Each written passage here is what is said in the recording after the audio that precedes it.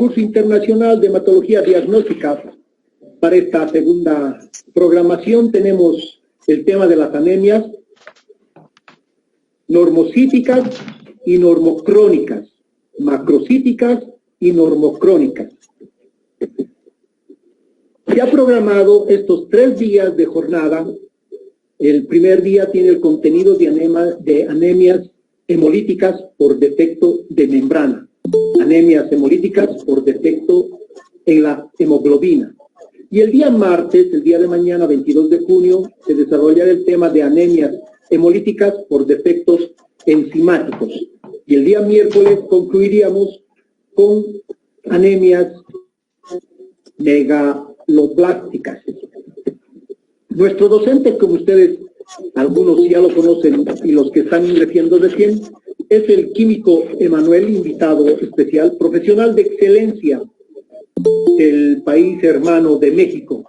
Emanuel Hernández González es bioquímico, es originario de Coatepec, Veracruz, tiene licenciatura en química clínica, donde obtuvo el reconocimiento estatal a la excelencia.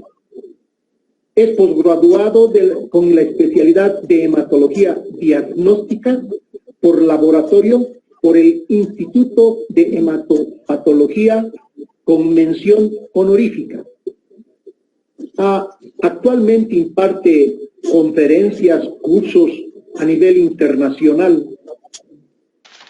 Otro aspecto que lo destaca es autor de los libros de Hematología Elemental, lo que usted necesita saber, con 2 ediciones automáticamente agotadas, y el Atlas de Hematología Diagnóstica, que en la programación de nuestras jornadas lo estamos promocionando. Ese es el nivel con el que Emanuel se destaca en su profesión, y nosotros nos sentimos muy honrados con su presencia y el espacio que tiene él para transmitir todos estos conocimientos. Queremos pedir a todos nuestros participantes, como es habitual en nuestras conferencias, por favor, mantenga su micrófono apagado. Recordarles que el mismo va a ser grabado de inicio al final para subir al YouTube. Se les envía a cada uno de los participantes el enlace para que puedan tener una retroalimentación o feedback del curso. Nuestra metodología tiene 3 pasos. El primero es, Emanuel va a desarrollar la exposición magistral. En el segundo momento, los participantes tienen 2 opciones. La primera, realizar sus preguntas mediante chat, o tocar la manito, levantar la manito para hacer su pregunta de manera directa y abierta en consulta con nuestro expositor. Esa es la manera como en el tercer paso va a ir respondiendo a todas sus preguntas de manera organizada. Como ustedes bien saben, nuestra certificación es a nivel internacional en físico con un valor curricular, emitido por la Universidad Mayor de San Simón y el Instituto Nacional de Salud Pública. Con referencia a los materiales en nuestro curso, les mencionaba que el programa va a ser grabado y va a ser subido en el YouTube. Con referencia a los documentos PDF, eso lo vamos a dejar a criterio de nuestro expositor, algún material de apoyo que se va a hacer la entrega al finalizar del curso. Bien, con esto queremos agradecer su atención. Vamos a dar inicio y paso a nuestro expositor para que pueda iniciar con nuestra sesión. Estimado Emanuel, el tiempo es tuyo. Cuando gustes puedes subir tu presentación. Ok, muchísimas gracias. Gracias. Con el permiso de todos, para no distraer, voy a apagar mi cámara.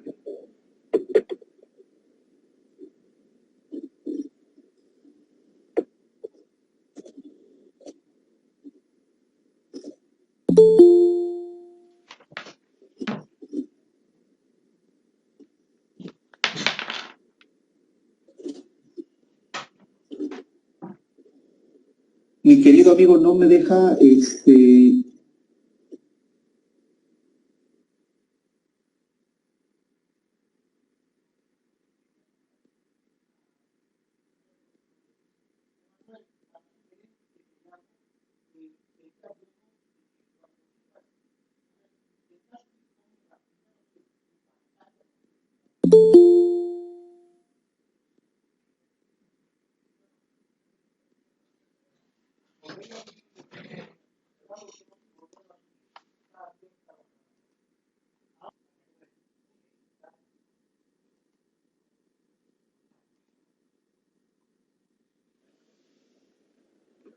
Perfecto, Manuel, se ve muy bien la pantalla cuando gustes.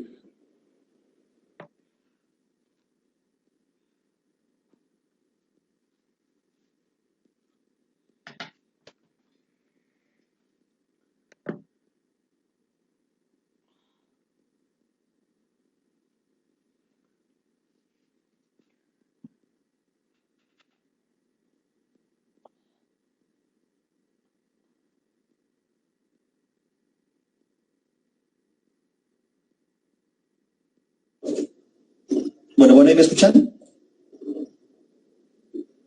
Sí, pero se perdió tu imagen, Emanuel. Estaba a un principio muy bien. Hemos perdido tu presentación.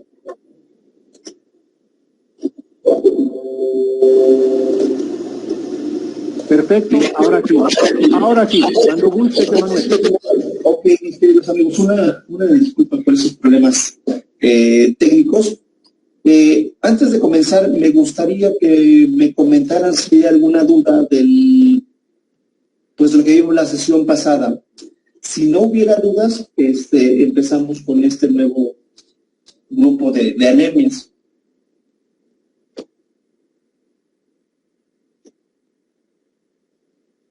Pueden interrumpir la sesión en cualquier momento.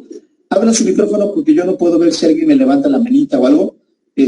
Prendan su micrófono y me hacen las preguntas pertinentes. Ok, fíjense, la vez pasada hablábamos de las anemias microcíticas hipocrómicas, en donde quedamos que los pacientes padecían anemia porque existía un defecto en la producción de hemoglobina y esto hacía que los glóbulos rojos crecieran menos, es decir, que fueran chiquitos y descoloridos. Y al tener glóbulos rojos chiquitos y descoloridos, obviamente esto impacta los niveles absolutos de hemoglobina y por lo tanto los pacientes tienen anemia. Ahora bien, por eso es importante hacer la cinética de hierro. Siempre que haya microcitosis e hipocromía, con o sin anemia, tienen que hacer cinética de hierro.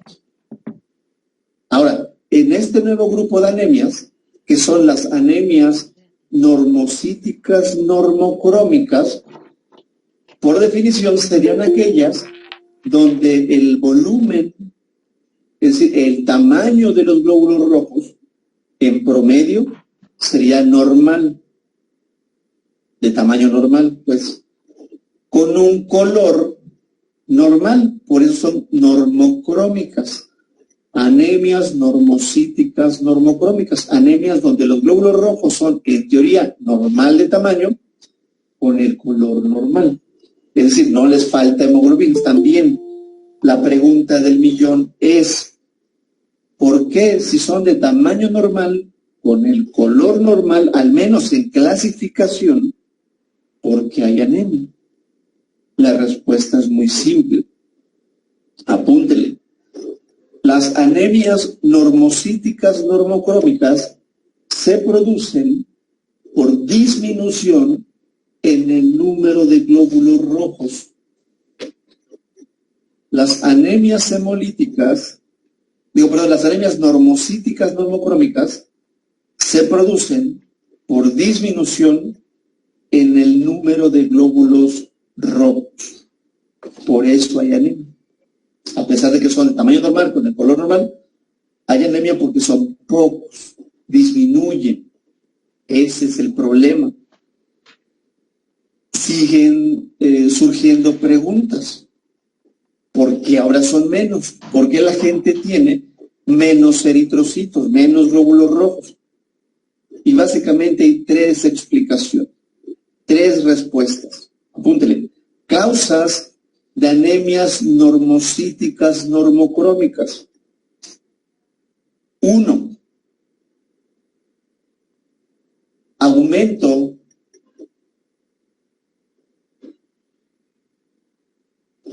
en la destrucción aumento en la destrucción, y entre paréntesis le ponen anemias hemolíticas. Es decir, los pacientes, por alguna razón, de las muchas que vamos a ver, rompen prematuramente los glóbulos rojos. Es decir, hay un cuadro hemolítico. Esa es una. Dos, que exista un defecto de producción. Si la gente no produce los eritrocitos en cantidad normal, defecto de producción. Y tres, que el paciente tenga algún sangrado. Pero cuando digo sangrado, es un sangrado. Una pérdida importante de volumen sanguíneo. Entonces, causas de anemia normo-normo, aumento en la destrucción, defecto de producción, sangrados. ¿Cómo saber cuál es cuál? Los benditos reticulocitos. Por eso he dicho desde la primera ocasión, todas las citometrías hemáticas, todas las biomes llevan recuento de reticulocitos. Es una tinción con azul de crecil brillante. Créanme que trato de abordar la materia lo más simple y lo más sencilla posible, porque me interesa que podamos aprender. Traten en la medida de sus posibilidades implementar las cosas que yo quiero mostrarles, y mucho de lo que le quiero mostrar a usted es la morfología, el extendido sanguíneo. Ahí vienen todos los diagnósticos prácticamente. Las anemias hemolíticas, que es lo que yo quiero empezar a hablar, se dividen en dos grupos.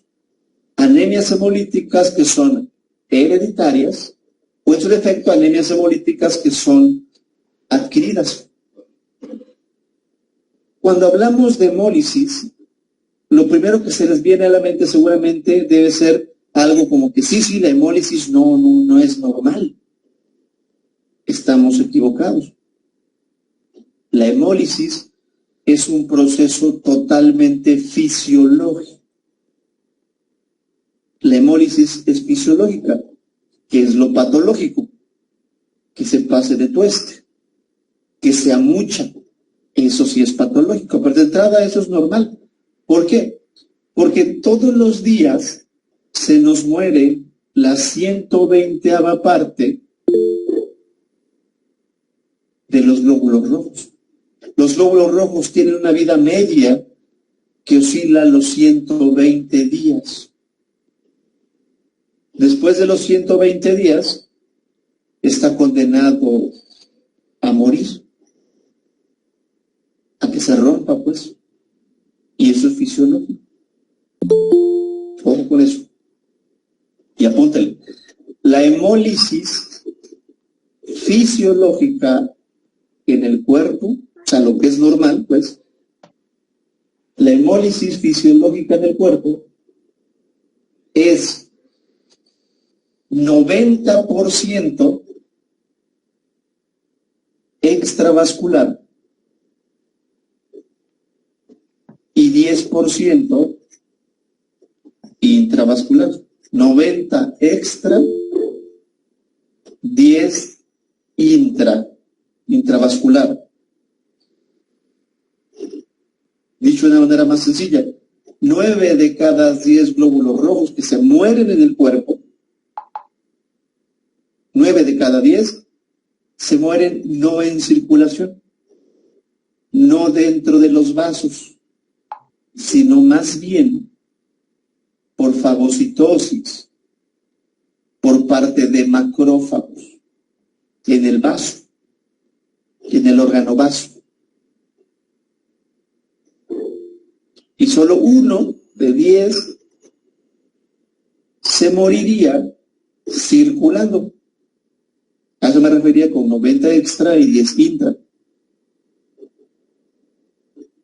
Entonces, si se dan cuenta, nosotros normalmente rompemos glóbulos rojos dentro de la sangre. Y entonces la pregunta es, ¿por qué si normalmente nosotros rompemos glóbulos rojos de la sangre, por qué no vemos hemoglobina en la orina? Si al final de cuentas la sangre es filtrada a través del riñón. Porque tenemos un mecanismo que permite esa reabsorción de hemoglobina gracias a proteínas como la hemopexina con X, pexina, y aptoglobina, aptoglobina, que se le pegan a las moléculas de hemoglobina para hacerlas de mayor tamaño y no puedan ser filtradas por el riñón, porque el cuerpo es celoso de hierro. El cuerpo no puede darse el lujo por ninguna manera de perder el hierro. ¿Estamos? Eso es en cuanto a ese 10%. ¿Qué pasa con el 90%? No pasa nada, porque los macrófagos se tragan esos eritrocitos y automáticamente se van a quedar con el hierro. Y esto es fisiológico. Ojo, esto es lo normal. ¿Qué es lo anormal? Que sea demasiada la hemólisis. Y entonces, ahí es donde caemos en cuenta que puede ser algo hereditario o puede ser algo adquirido. En el caso del problema hereditario, los glóbulos rojos están hechos de una membrana, tienen en su interior hemoglobina y tienen enzimas. ¿Por qué el glóbulo rojo vive menos? Fácil, porque tiene o un problema con la membrana o un problema con la hemoglobina, pero no hemoglobina en cantidad, ojo, no en cantidad, sino en calidad de hemoglobina. Las famosas hemoglobinopatías, que vamos a ver. O tiene algún problema con las enzimas. Puede ser que el paciente tenga una destrucción prematura de glóbulos rojos que sea favorecida por microorganismos, que sea un problema autoinmune, que sea una hemólisis mecánica, que puede ser hemólisis por medicamentos. Me voy a basar en las más importantes, obviamente por cuestiones de tiempo. Y tiene sentido, lo más común es lo que al menos tendremos que tener bien claro. Entonces, broncas con la membrana, broncas con la hemoglobina o broncas con las enzimas. ¿Cómo sé cuál es cuál? Frotis, extendido sanguíneo.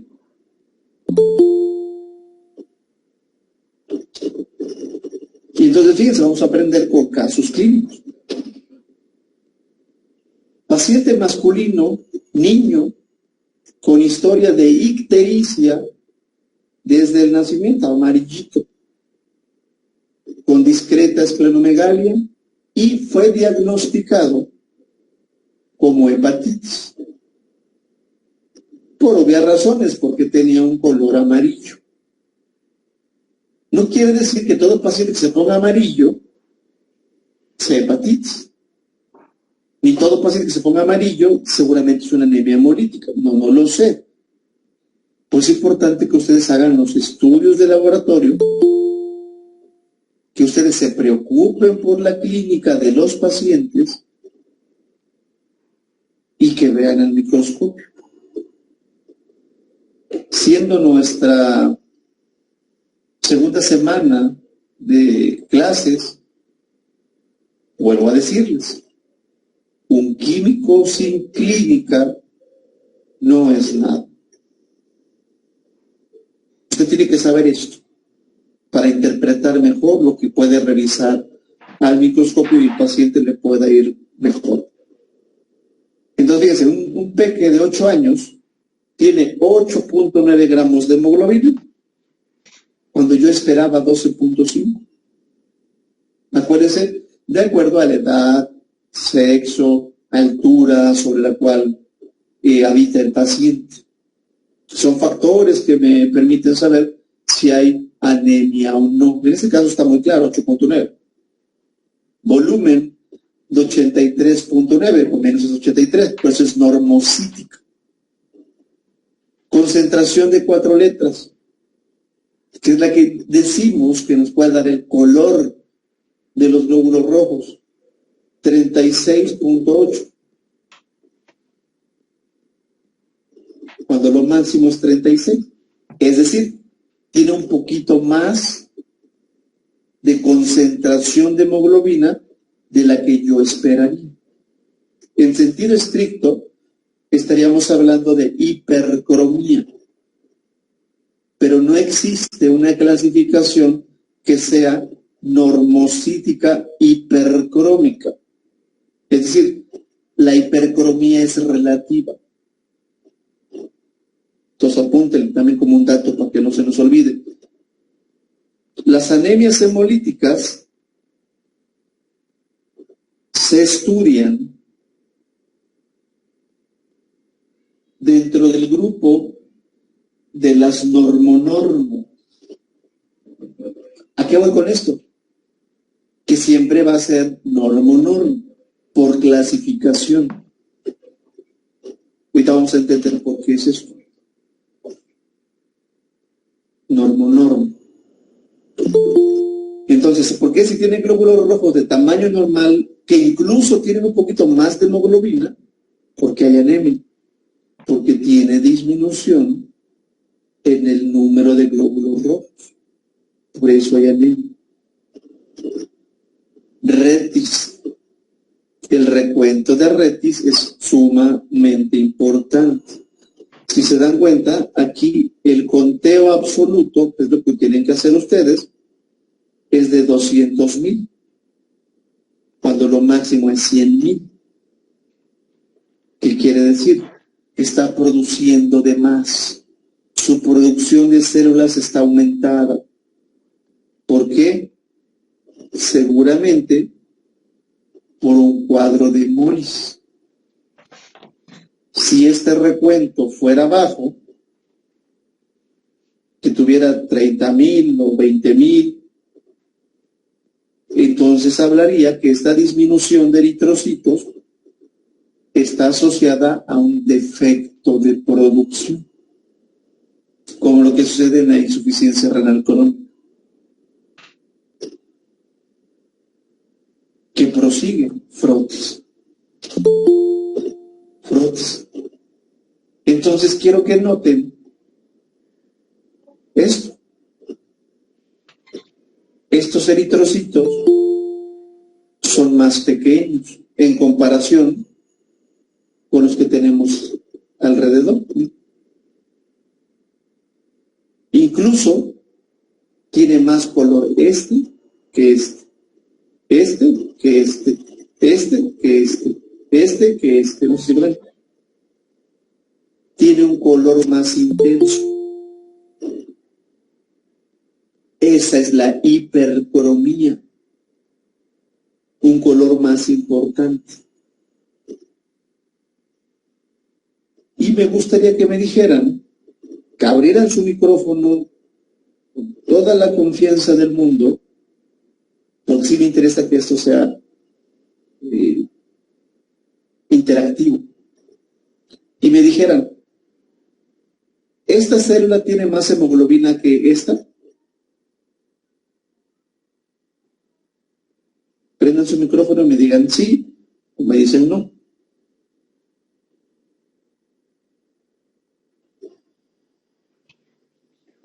¿Tiene más hemoglobina? ¿O tiene la misma hemoglobina?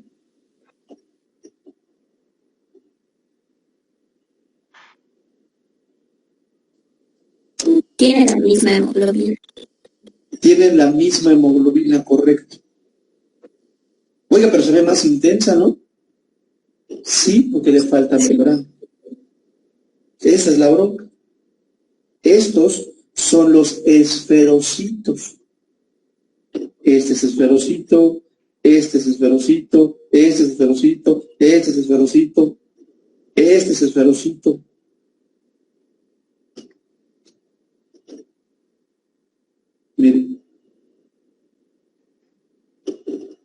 Pero no todos son esferocitos, fíjense. No todos son. Pero todos van para allá. Todos van que chutan para ser esferocitos. ¿Por qué? Porque esto es una esferocitosis hereditaria. Ojo. ¿Por qué si es hereditaria? Porque no todos son esferocitos. Si esto ya es hereditario, es algo con lo que nace el paciente. Fácil. Porque no todos los glóbulos rojos tienen el mismo tiempo de vida en sangre. O sea, ¿cómo? Sí. Aquellos que son más obvios esferocitos son los eritrocitos más viejitos. Pero aquí viejito es un decir. Y aquellos que todavía se ven de tamaño más grande, pues en realidad son los que acaban de nacer o son relativamente nuevos. Pero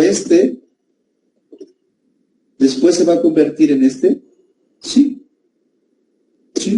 irremediablemente va para allá.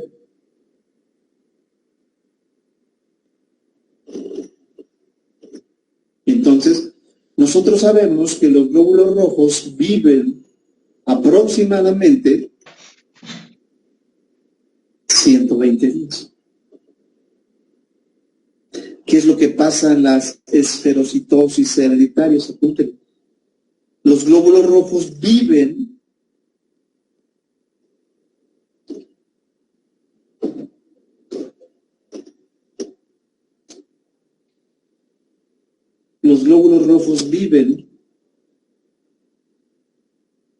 entre 20 y 30 días. Por eso hay problemas.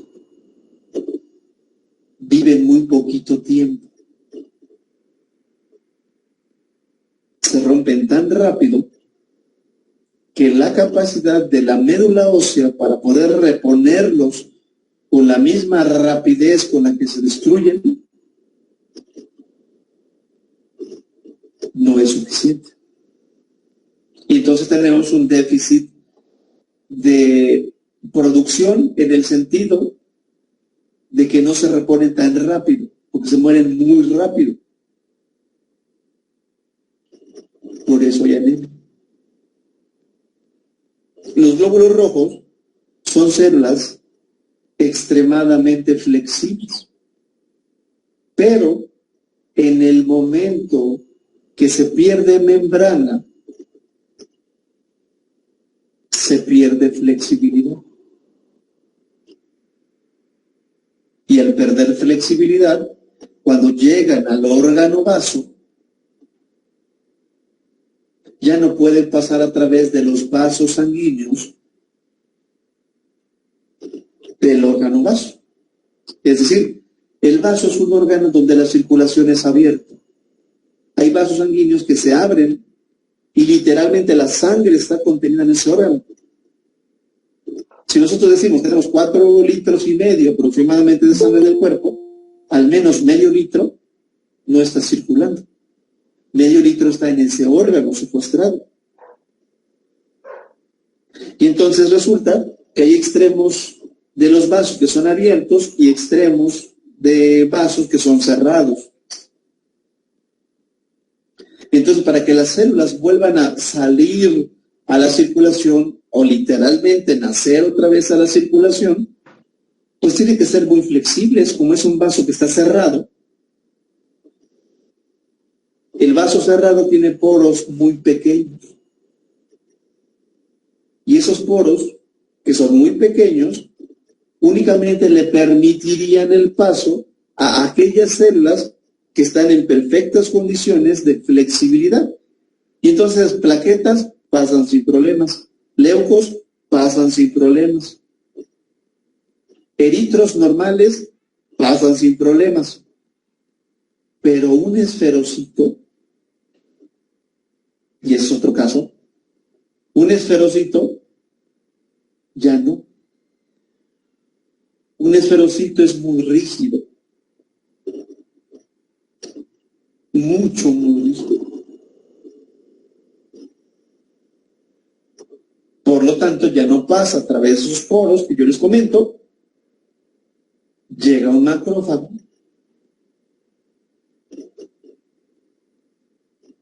y lo fagocita.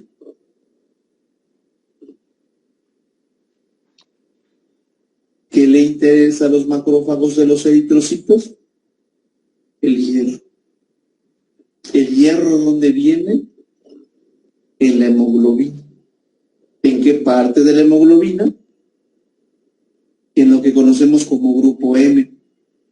¿Qué es el grupo M? Protoporfirina casada con el hierro.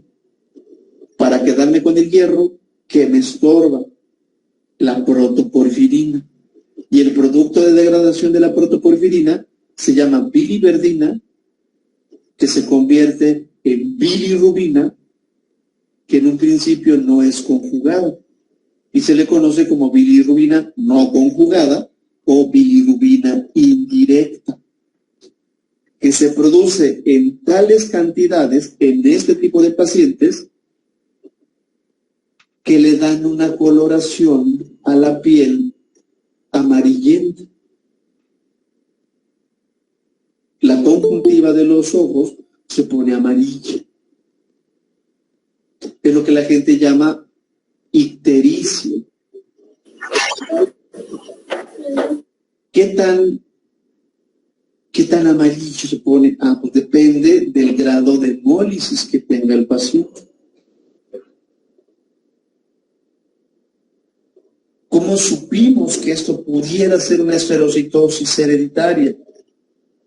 Viendo al microscopio. Pensando que pudiera ser algo hereditario.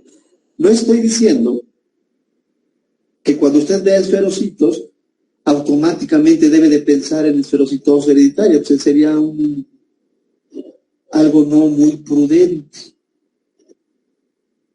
Lo que sí quiero que usted considere es lo siguiente, y también quiero que lo apunte. Siempre que haya esferocitos en un paciente,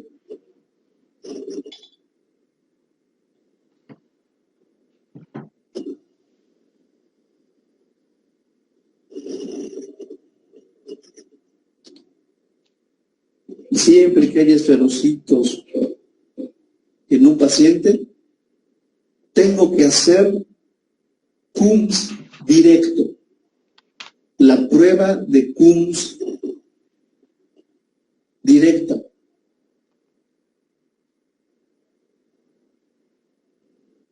¿Como para qué?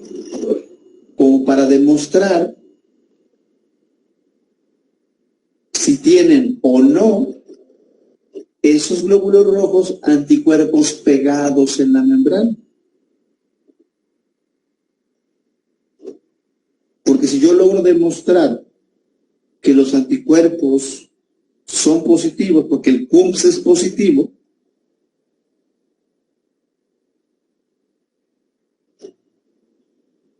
entonces estaría hablando de un problema autoinmune. Pero si yo digo el CUMS es negativo, entonces yo debería pensar en que esto obviamente no sería un problema autoinmune. Pero conste que dije que estoy obligado. Conste que dije que estoy obligado.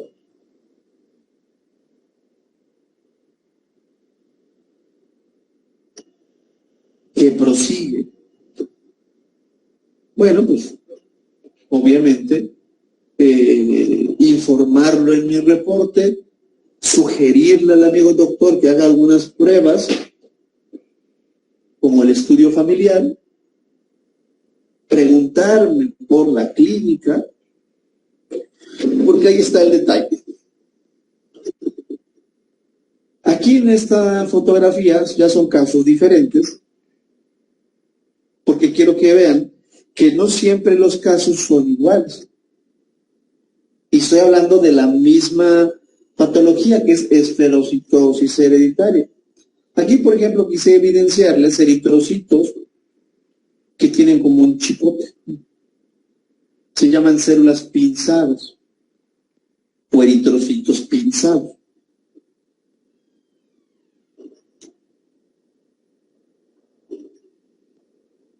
Y apúntele. La presencia de eritrocitos pinzados o células pinzadas, como lo quieran mencionar,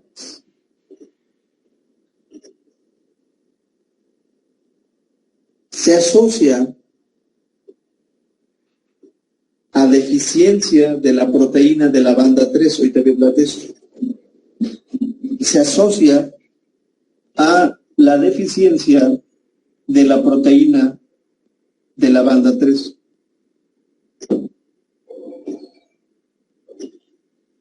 Que en fotografías anteriores también estaba presente, por ejemplo aquí,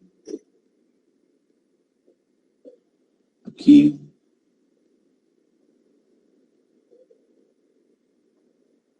pero bueno, yo menciono esferocitosis en mi reporte. No solo la esferocitosis hereditaria de la esferocitos. Entonces apúntenle. Causas que condicionan la formación de esferocitos.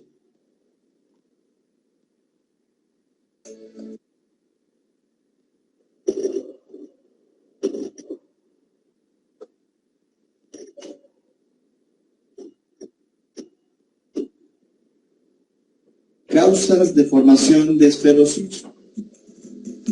1. Quemaduras.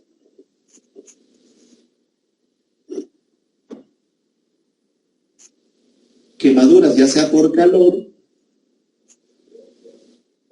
o por electricidad.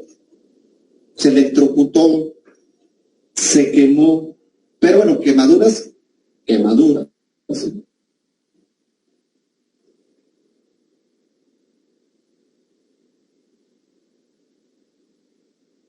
De segundo y tercer, el naturaliza la membrana de los glóbulos rojos y produce gemación de la membrana y se forman los esferocitos. Pero no hay tanta bronca porque ustedes por clínica sabrían que ese paciente está quemado. Pero bueno, hay veces que no lo veo. Pero en la orden seguramente dice paciente con quemadura de segundo y tercer grado. Ok. Si ustedes le encuentran el esferocito, pues obviamente usted diría, es una esferocitosis por calor. Y ahí muere la bronca. ¿Esos esferocitos la van a vivir toda la vida? No. Desaparece ese grupo de células que son esferocitos y después el paciente va a tener el glóbulo rojo de manera normal. Entonces, quemaduras, 1. 2. Venenos de serpientes.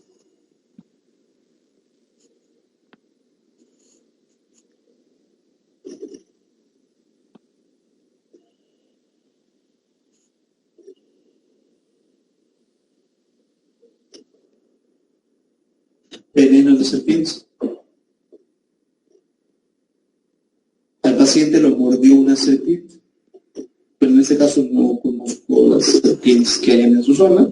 Pero bueno, es importante que ustedes como parte de la clínica tengan eso. Un veneno de serpiente. Todos los venenos de serpientes también hacen esa función de desnaturalizar la membrana, se gema y se forman los esferocitos.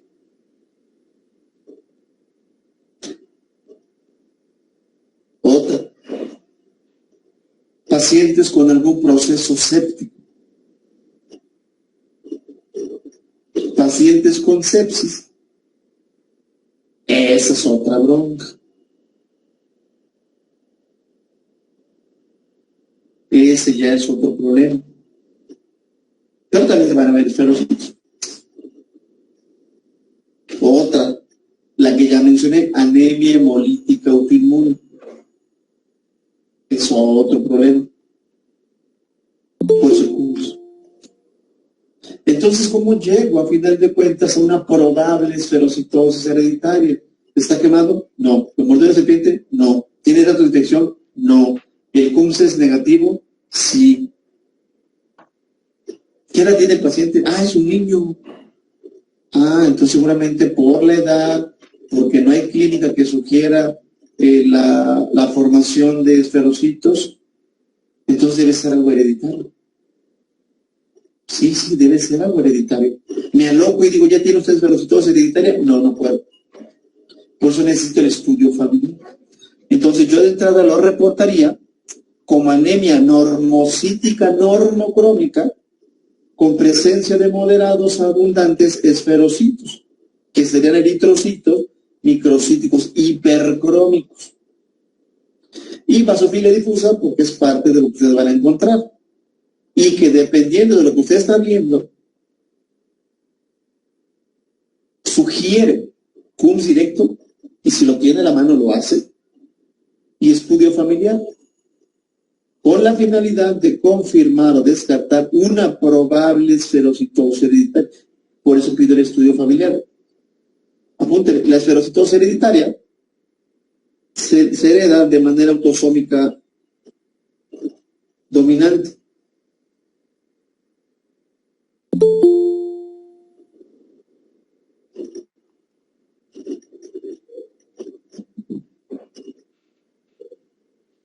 Se hereda de manera autosómica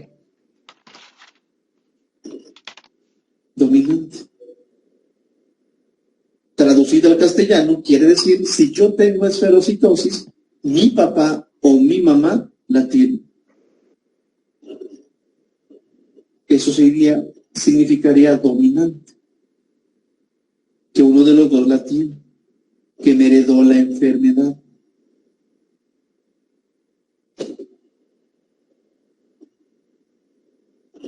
Y conste que únicamente estoy diciendo, vean frutos. Vean frutos.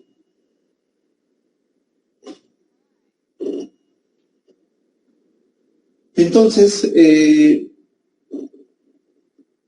es importante esto, porque resulta que esta que es la esferocitosis hereditaria es el defecto más importante del glóbulo rojo en cuanto a la membrana se refiere.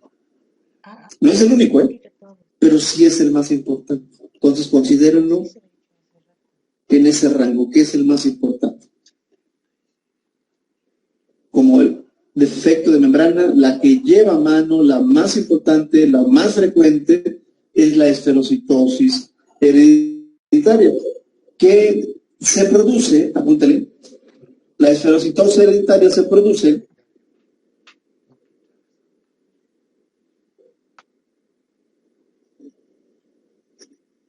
por deficiencia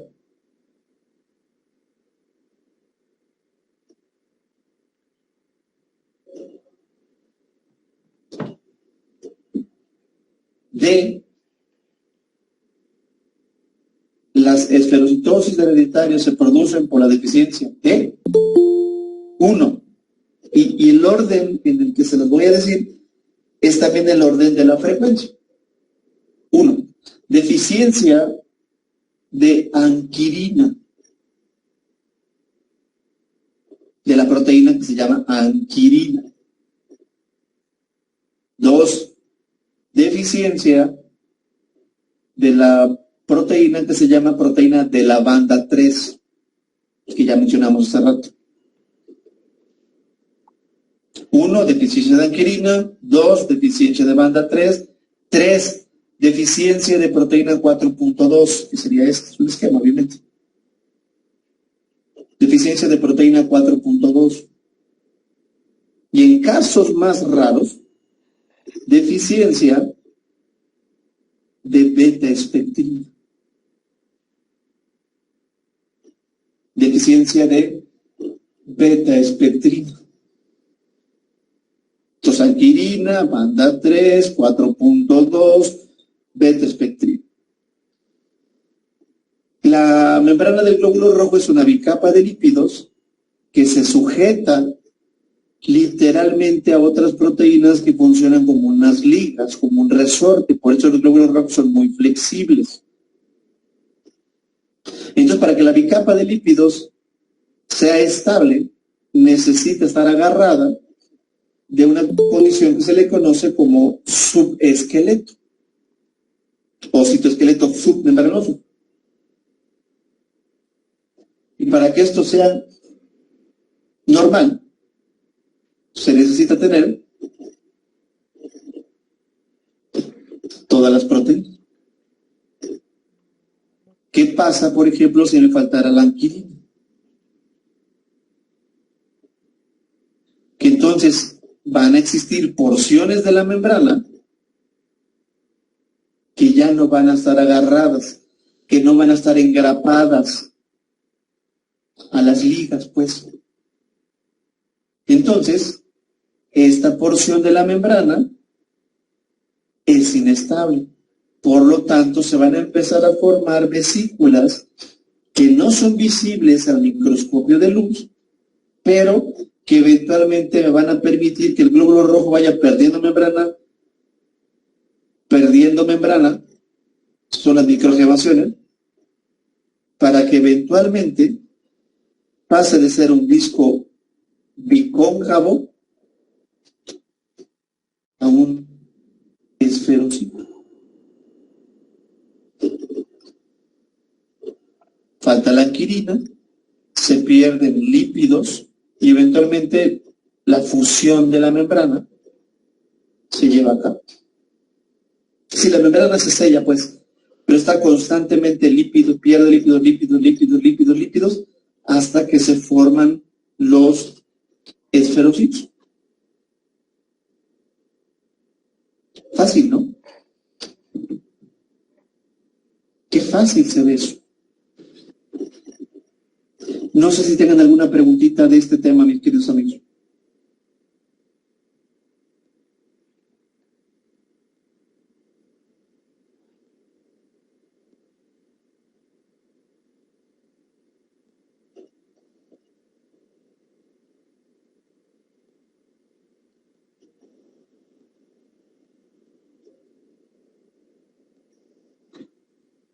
Ok. Siguiente situación. Son problemas con la membrana. Si ustedes le echan ojo así de rápido, dicen, no, pues se ve bien, hemoglobina bien, eritrocitos en número bien, tamaño bien, color bien. Solamente porque aquí le puse que hay reticulocitos un poquito altos, ¿no? Pero si no,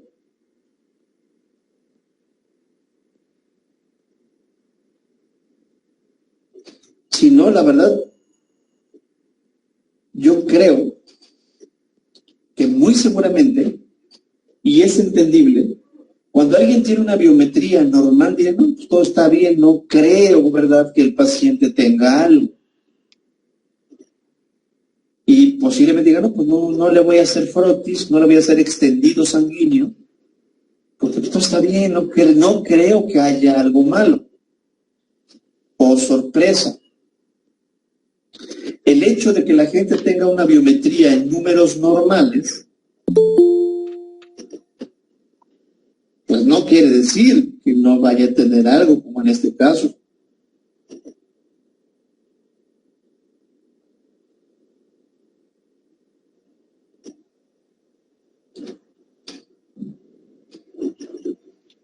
Y son eliptocitos. Son un montón de eliptocitos, ¿eh? Y esto no es algo que yo haya hecho con el extendido, pues, esto es real. Miren, eliptocitos. Aquí una vista más panorama. Elipto. Hasta donde le muevan el ojo ahí. Hasta un esferocito ahí.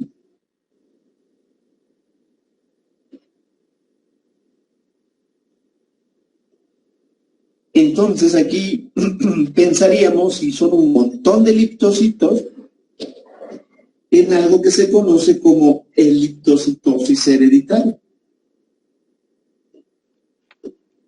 Aquí, por ejemplo, no hay algo que se le parezca. No hay algo que se le parezca, pues. Pero de todas maneras estoy obligado a hacer el estudio familiar. Esta también es hereditaria. ¿Cómo se lo voy a decir al doctor? Pues que hay una biome normal, pero que al revisar el microscopio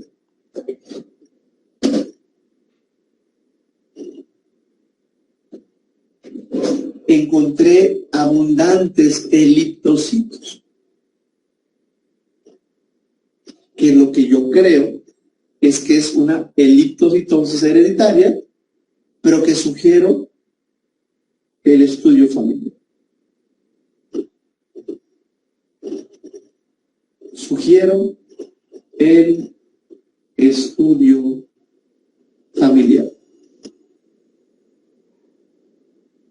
¿Para qué? Pues para saber de dónde viene, si de papá o de mamá.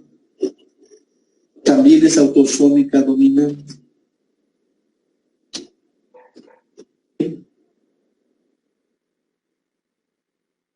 Creo yo que es muy notorio, ¿no? Que no se ven redondos.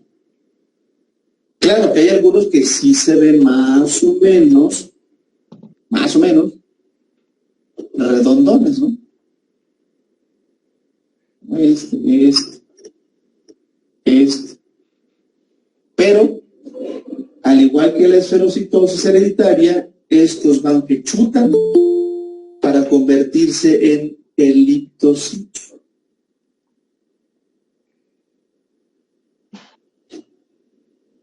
Y se llama eliptocitosis hereditaria. Entonces apúntenle. Las eliptocitosis hereditarias se producen las eliptocitosis hereditarias se producen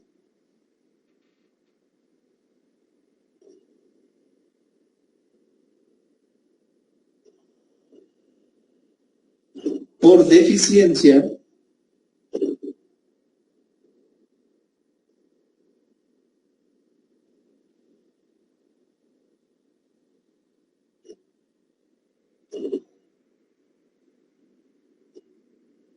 de alfa-espectrinas funcionales.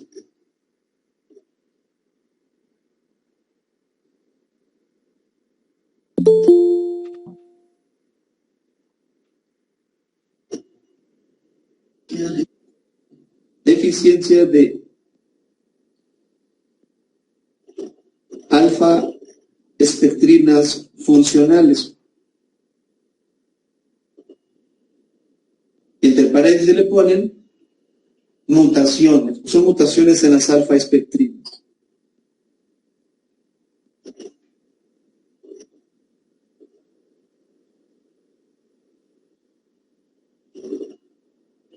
Mutaciones en las alfa-espectrinas.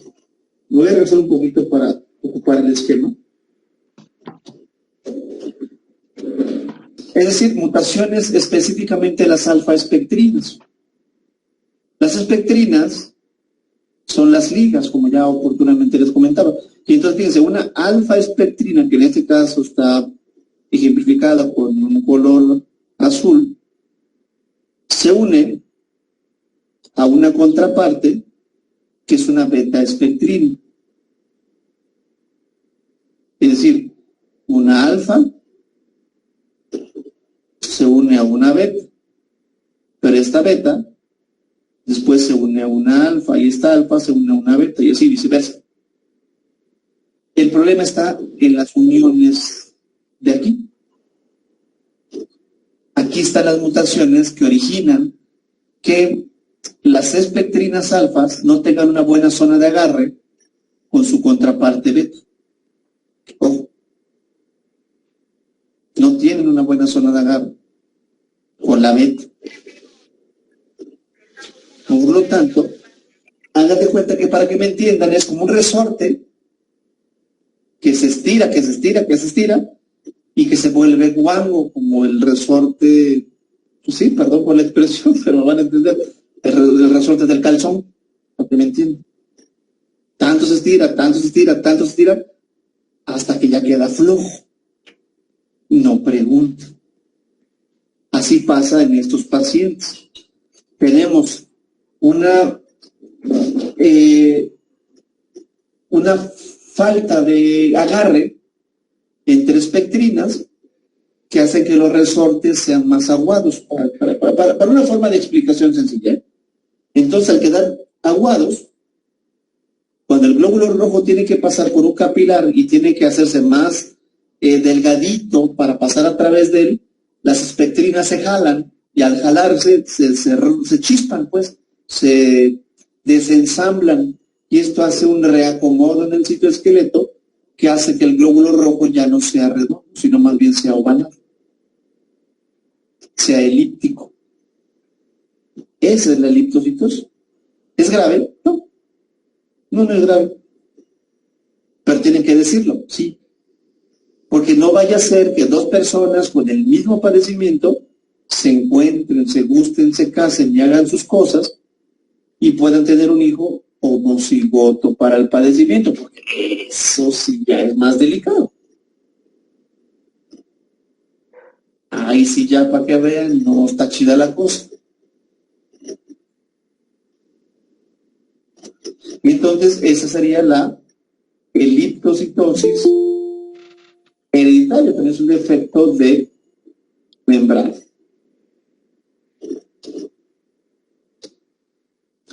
Y por ejemplo, aquí estaría un caso homocigoto.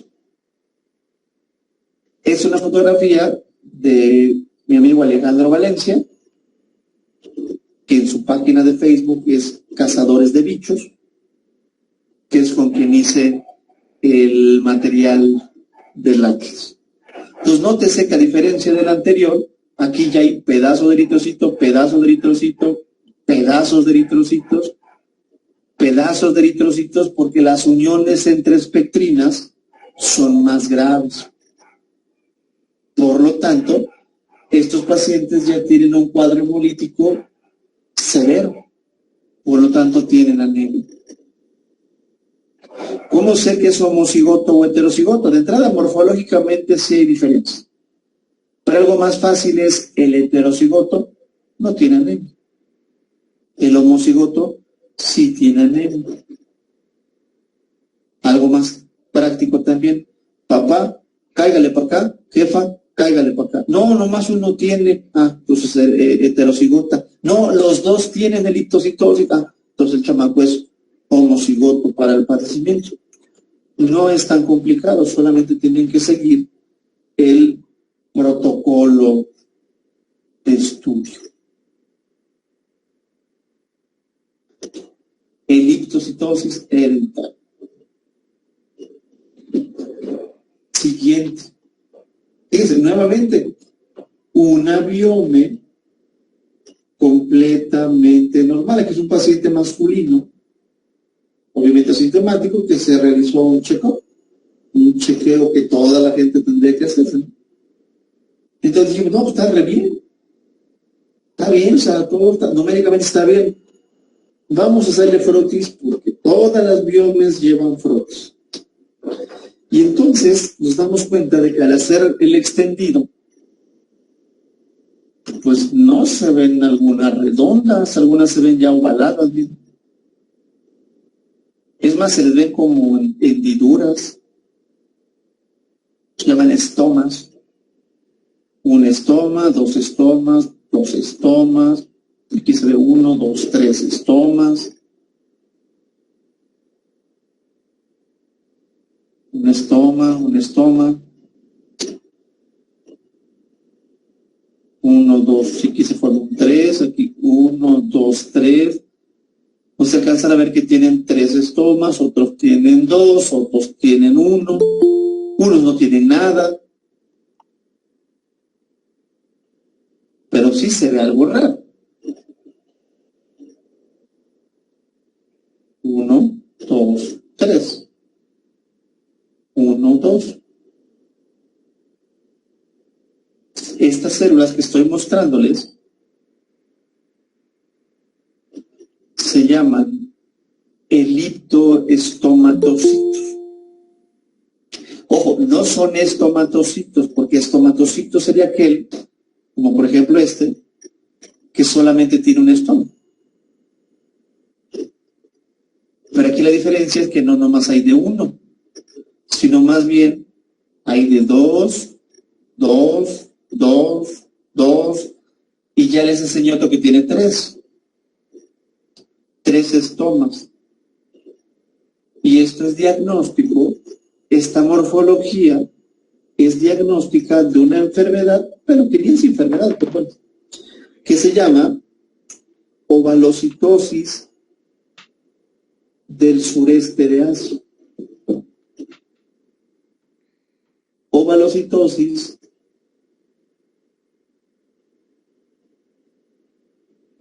del sureste de Asia. Suena rimbombante el nombre, ¿no? Ovalocitosis del sureste de Asia. Y es interesante porque esta situación protege de las infecciones por paludismo.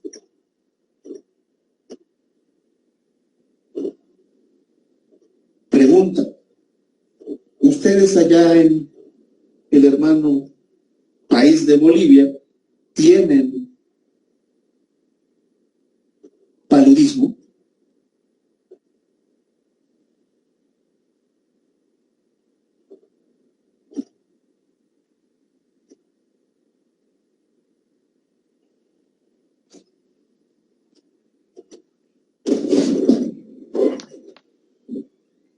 ¿Allá tienen paludismo, mis queridos amigos? Sí, doctor. Fíjense qué interesante. Donde hay paludismo, seguramente hay esto. Entonces, ¿valdría la pena, mis queridos amigos, checar frotis? Porque este es un mecanismo de evolución de la raza humana. Los pacientes que tienen estas características están provistos de una protección contra la infección por Plasmodium. Obviamente el más importante para fines clínicos es el Plasmodium falciparum. Hay Vivax, Malaria, Ovale y el mortal que se llama falciparum. Plasmodium ocupa como puerta de entrada a los glóbulos rojos la proteína de la banda 3, que ya mencionamos. Por ahí se mete. Pero resulta que estos pacientes que tienen esta morfología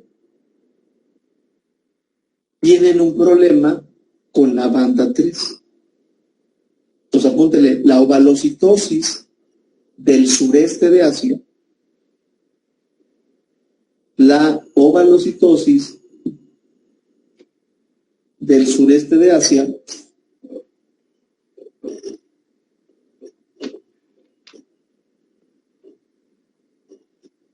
se produce por una delesión de 9 aminoácidos en la proteína de la banda 3. Una delesión de 9 aminoácidos en la proteína de la banda 3.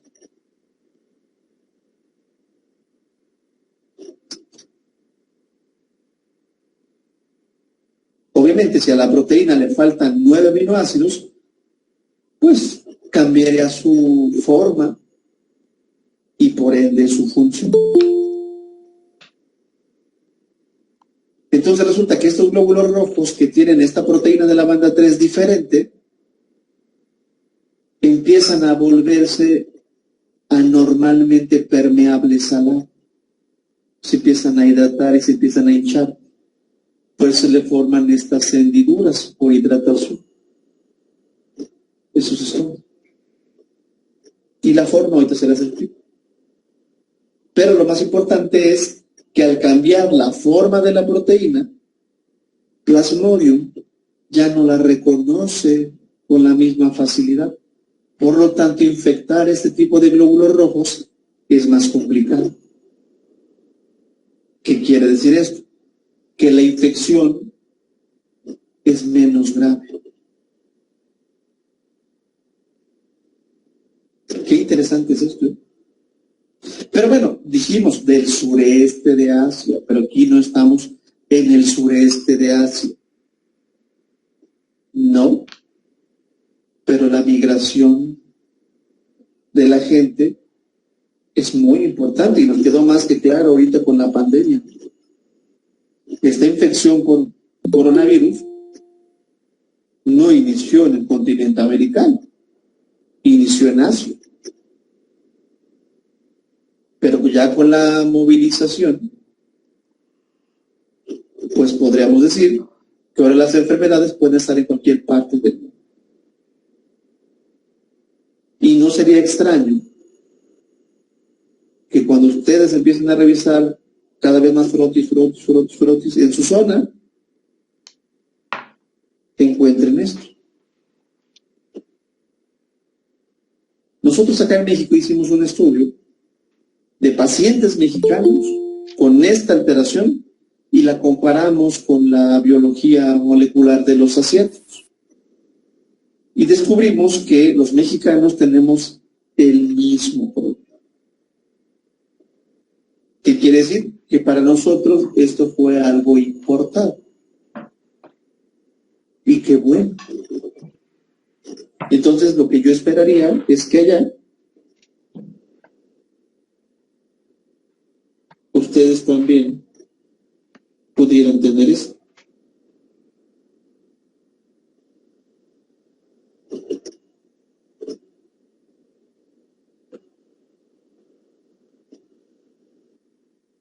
¿Cómo se lo van a informar al doctor? Igual, nuevamente, la bioma es normal, pero que a la revisión microscópica se observan de moderados a abundantes eliptoestomatocitos. Y para que les entiendan, serían eritrocitos ovales con 2 o 3 estomas, lo cual es sugerente de una probable ovalocitosis del sureste de Asia. Se sugiere realizar estudio familiar.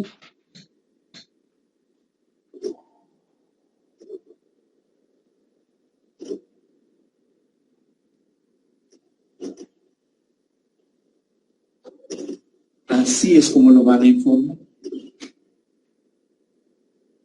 ¿Quién podría hacer el diagnóstico de el SAO? Bueno, SAO por sus siglas en inglés, South Asian Ovalocyte, ovalocitos del sureste de Asia, pues el químico. ¿Quién diagnostica eliptocitosis? El químico. ¿Y esferocitosis? El químico. Somos una pieza importante en el diagnóstico de muchas cosas.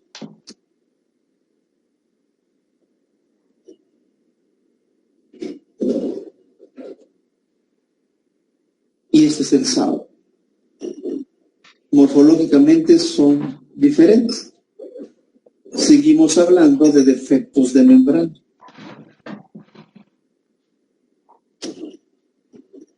Ya mencionamos, el SAO es autosómica dominante. Los eritrocitos son elípticos y simultáneamente estomatocíticos porque tienen 2 a 3 estomas. El defecto está en la proteína de la banda 3, que ya mencionamos que pierden 9 aminoácidos, una deleción de 9 aminoácidos, que específicamente es de los aminoácidos 400 a 408. Esa región en la que falta.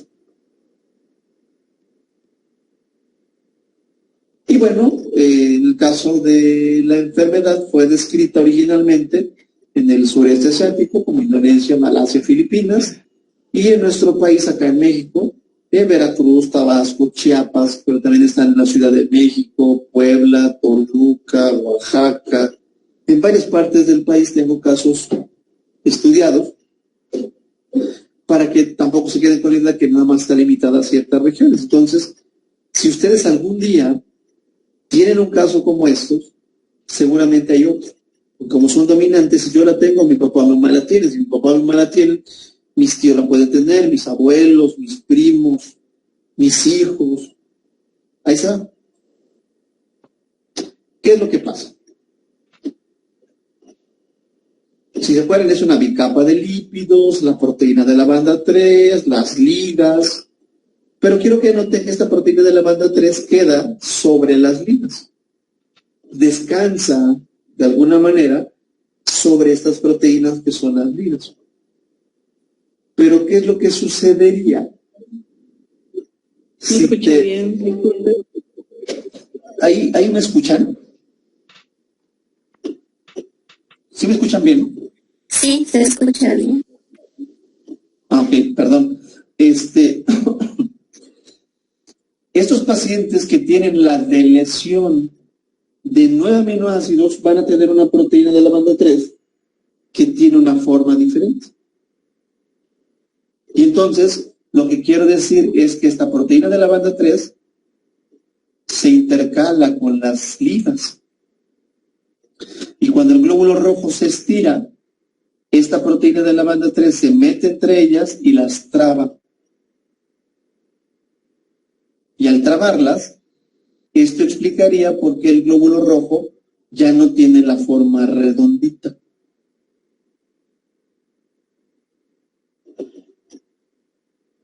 Sino más bien tiene una forma ovalada.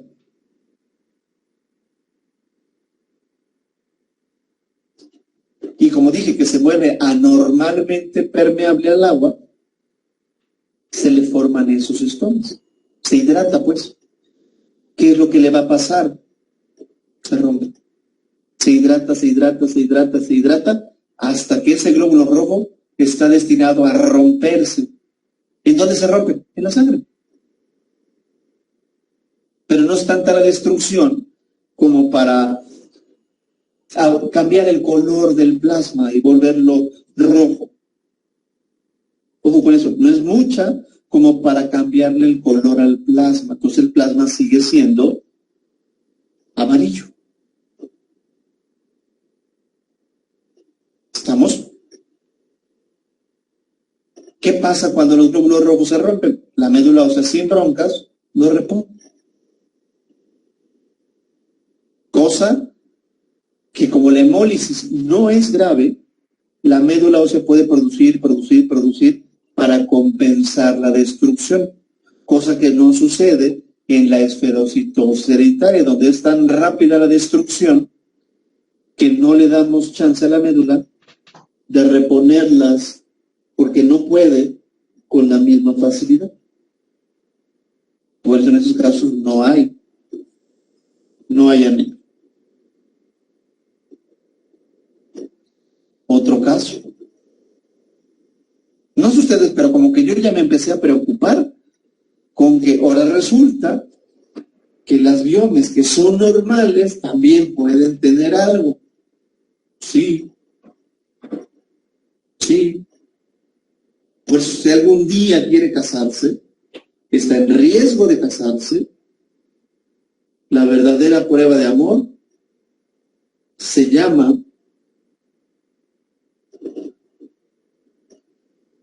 biome.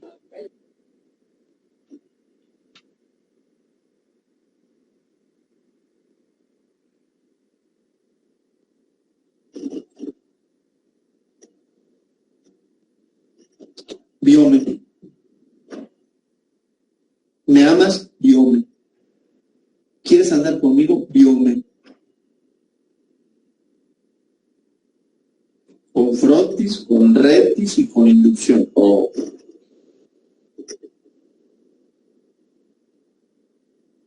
Entonces, biome normal es un chavito, bueno, una pequeña de 6 años que va a entrar a la primaria. Frotis. Estos sí son estomatocitos. Nótese que nomás tienen un estómago. Y son varios, ¿eh? Estos sí son estomatocitos.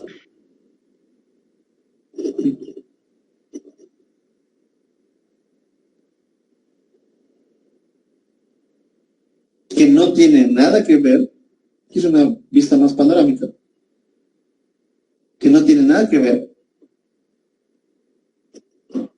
con la anterior, en el sentido de que estos sí son redonditos.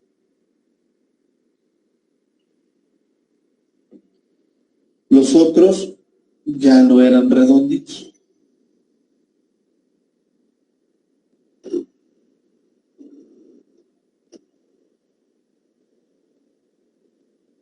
Ojo. Esta, veanla también bien, esta es muy rara. Esta es extremadamente rara en su forma hereditaria. Porque hay una estomatocitosis que es adquirida y es por alcohol.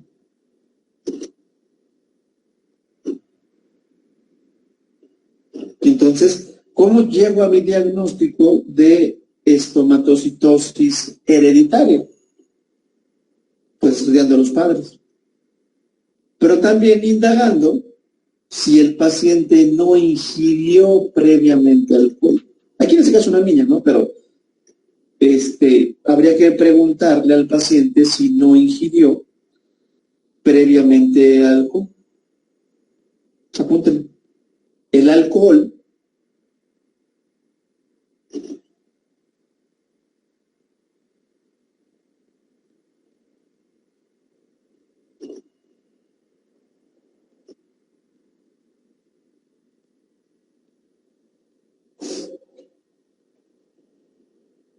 la ingesta de alcohol inhibe la función de una proteína que se llama estomatina.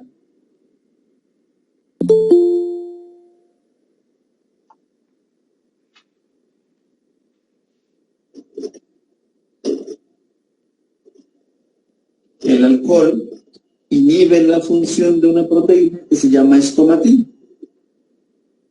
que permite la entrada de agua. Por eso se hidrata y por eso se le forman los estomas.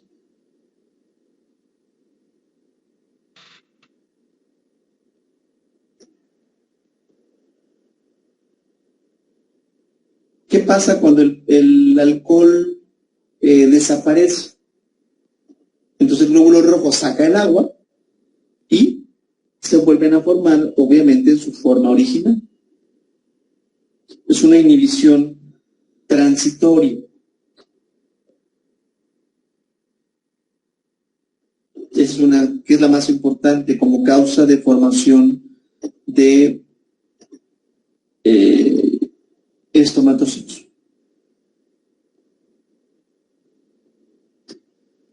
Otra cosa que me puede dar estomatocitos, que también es mucho más rara, apúntele, es la presencia del RH nulo. Presencia de RH nulo.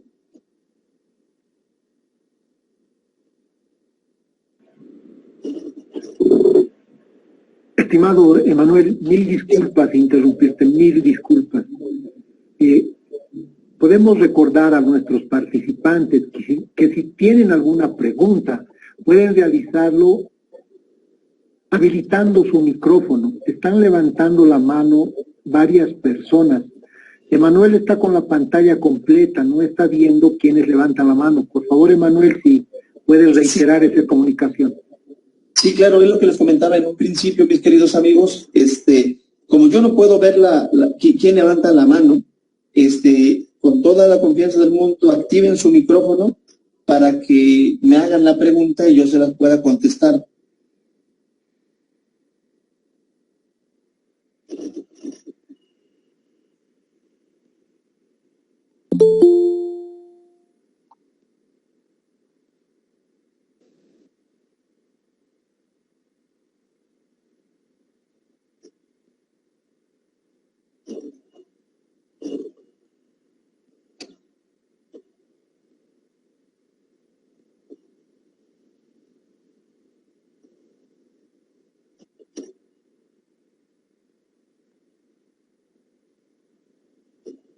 Con confianza, prendan su micro y me preguntan.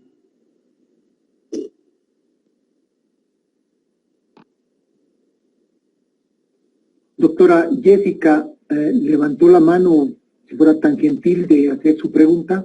Gracias.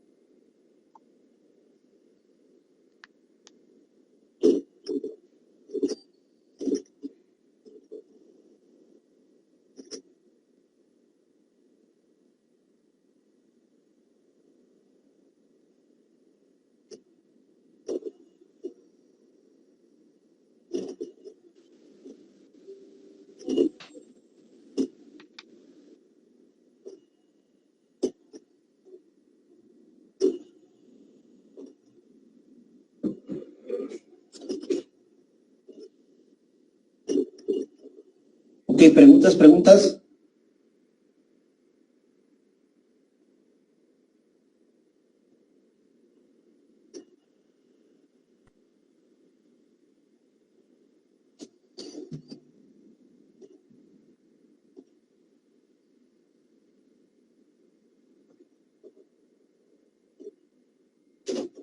Ok, entonces dice, ¿cómo se lo vamos a hacer saber al doctor?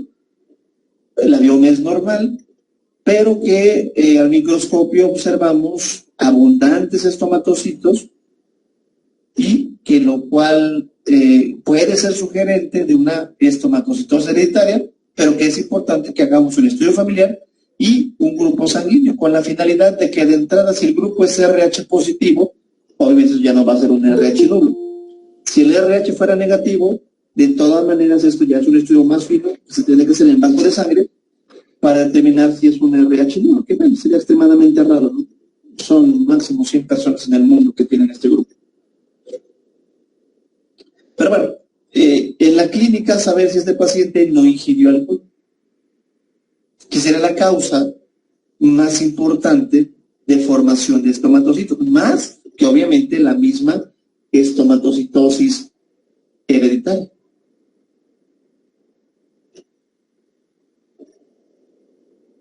Y ahí cae la estomatocitosis. Entonces a la estomatocitosis pues también se le conoce como hidrocitosis hereditaria, pero ya dije que esto es muy raro, muy raro. Y lo que sucede es que entra sodio, y al entrar sodio, entra agua. Entonces la deficiencia es de la proteína que se llama estomatina, que permite la entrada de sodio. Entra agua, es dominante. El glóbulo rojo se hidrata, se rompe, pero no se rompe tan rápido como para que tengamos un defecto en la reposición. Por eso los pacientes suelen tener no cuadros de anemia. O si la llegan a experimentar, esta no es de ninguna manera grave.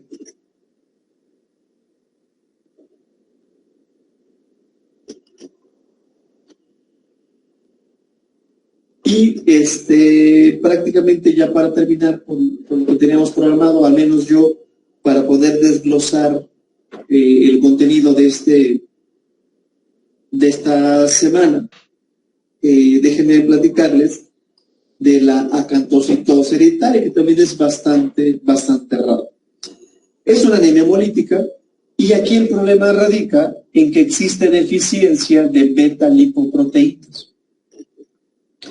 Tenemos nosotros una bicapa de lípidos, que como su nombre lo indica, tiene lípidos, pero también lleva incrustadas proteínas.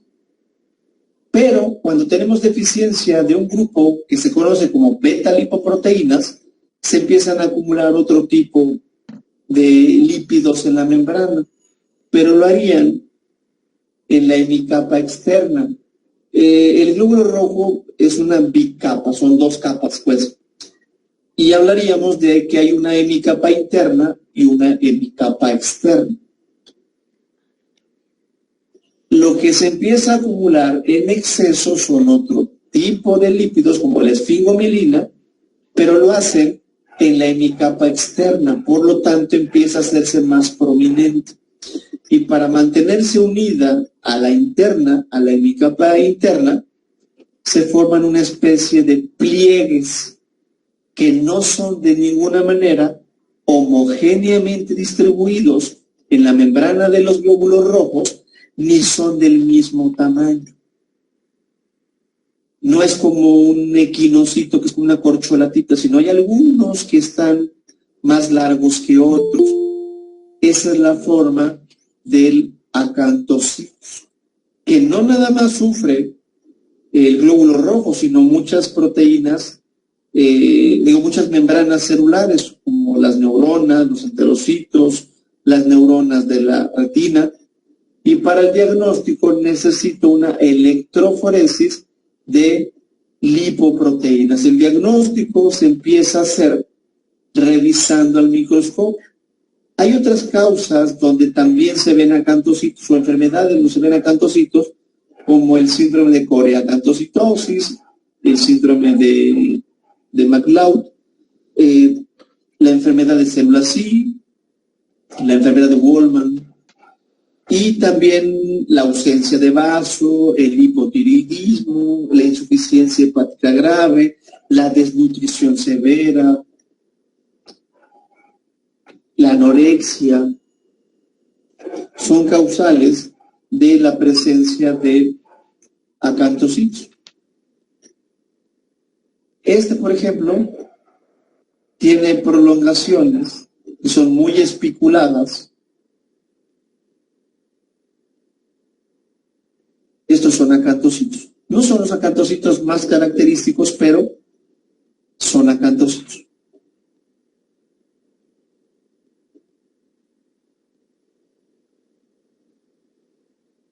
Deberían ser así. Pero sin embargo están algunos más espiculados que otros.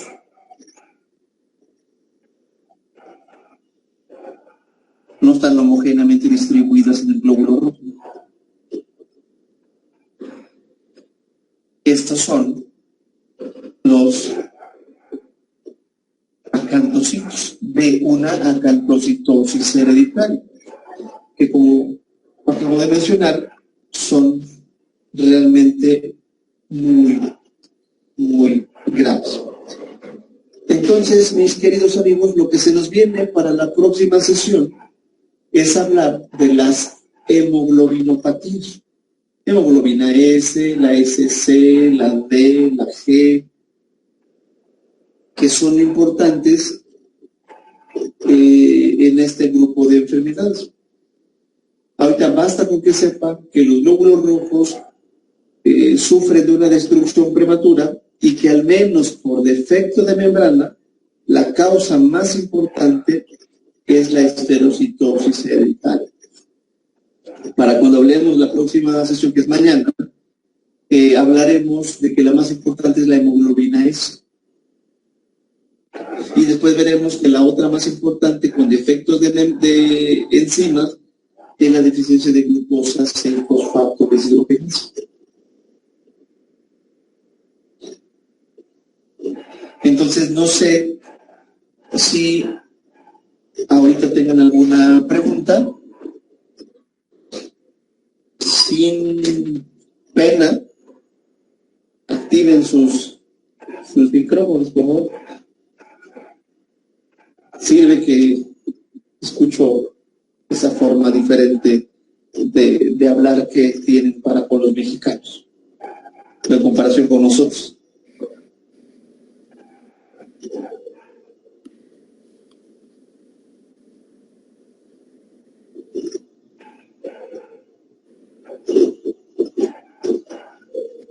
Bueno, buenas noches. Mi nombre es Andrea García, soy de la ciudad de La Paz. Un gusto. Muchas gracias.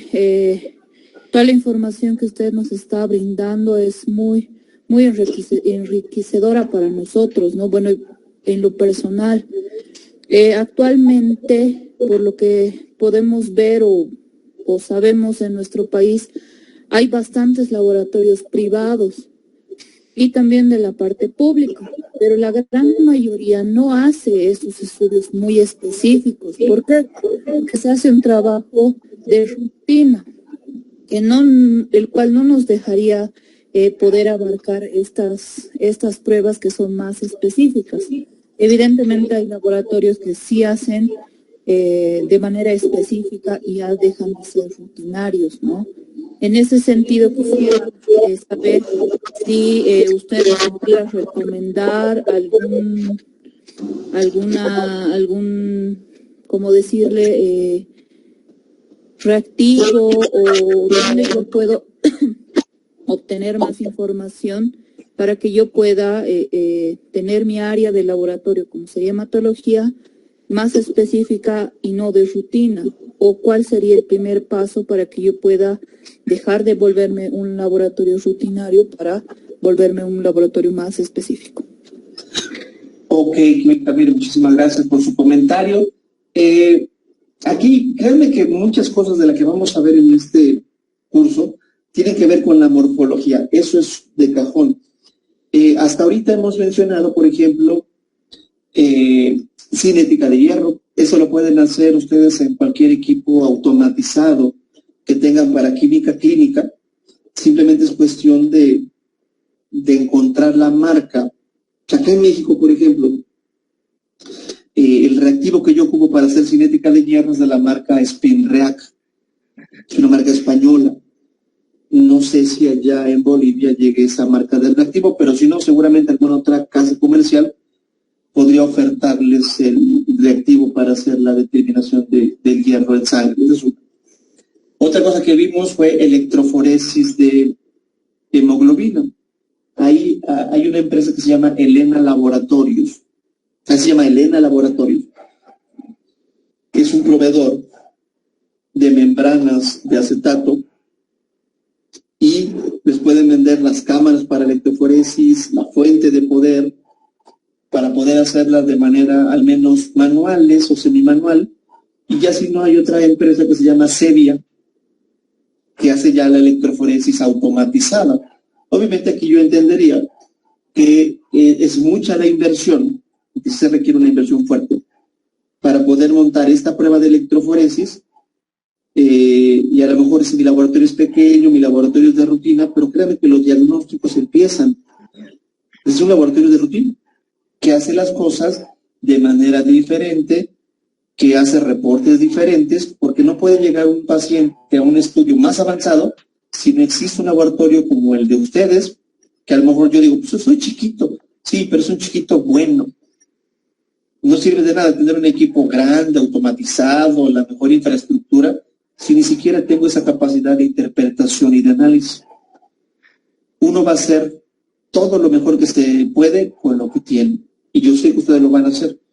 En el caso de una, pues en este caso el reactivo de Kunz, se lo pueden encontrar también sin problemas con su proveedor de reactivos, aunque cuando yo mencioné la prueba de Kunz, lo que quiero dejar en claro es que lo pueden hacer con el suero, que es mucho más barato, pero hay otra técnica más sensible, que es la que ocupan los bancos de sangre, que es la técnica de gel, técnica de tarjeta. Entonces, si pueden hacer la técnica de tarjeta en el CUMS, sería mejor. Ya una electroforesis de lipoproteínas, pues obviamente se requiere un equipo de cromatografía y la inversión obviamente sería mucho más importante. Pero ahorita con lo que ustedes están viendo, reporten lo que están observando y con eso vamos a sacar un montón de diagnósticos. Todavía no entramos a la parte complicada como un inmunofenotipo, estudios citogenéticos, todavía no llegamos a esos puntos.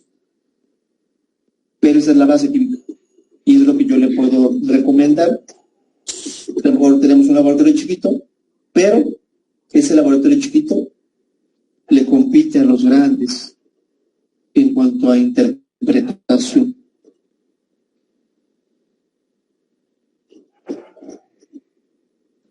Muchas gracias, le agradezco mucho. A sus órdenes. Muchas gracias.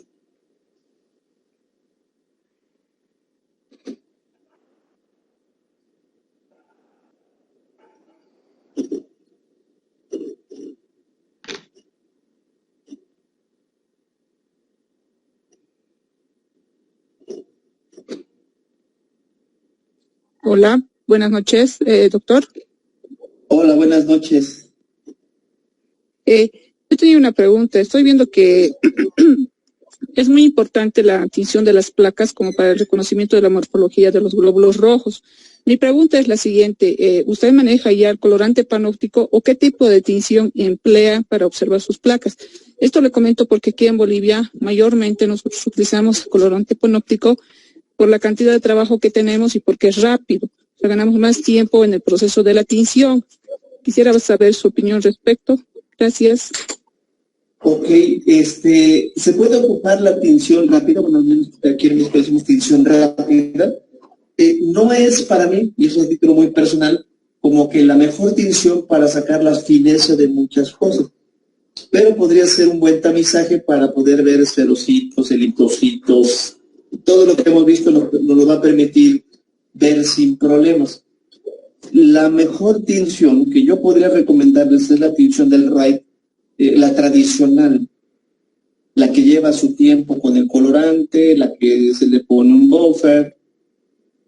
Esa es la que yo le podría recomendar para mejores coloraciones y detalles más finos, pero si su tinción rápida le permite ver una tonalidad buena, yo creo que no habría ningún problema para los diagnósticos, al menos ahorita aquí en serie roja. Ok, doctor, muchísimas gracias. A sus órdenes, muchas gracias.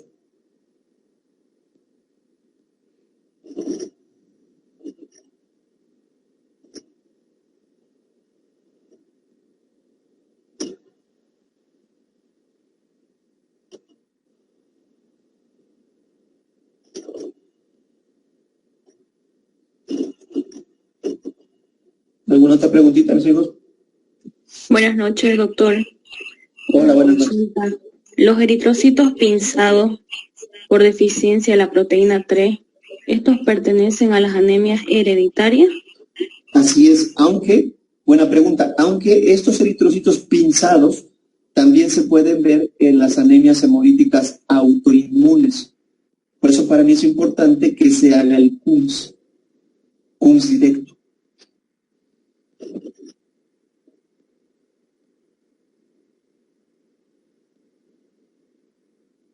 Gracias, doctor. Gracias a usted.